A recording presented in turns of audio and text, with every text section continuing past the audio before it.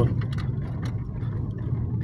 আলহামদুলিল্লাহ আলহামদুলিল্লাহ, পৃথিবীর সবচেয়ে বড় সমুদ্র সৈকত কক্সবাজারে আমরা এই মুহূর্তে রয়েছি।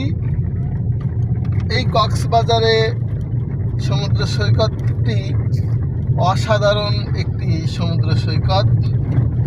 160 কিলোমিটার দীর্ঘ এই সমুদ্র সৈকত। দর্শক, আপনারা দেখতে পাচ্ছেন আমার সাইডেই রয়েছে সেই সমুদ্র সৈকত।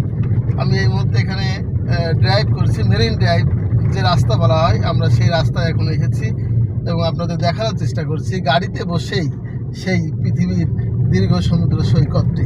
দর্শক, আপনারা দেখতে থাকুন। এই সৈকতের পাশে কিন্তু রয়েছে ঝাউ গাছ এবং এই ঝাউ গাছগুলো অনেক সুন্দর একটা দৃশ্য এখানে ফুটে উঠেছে এই ঝাউ গাছগুলোর জন্যে।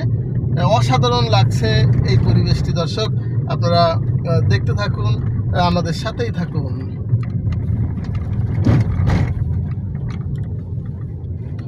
অসাধারণ দর্শক, অসাধারণ।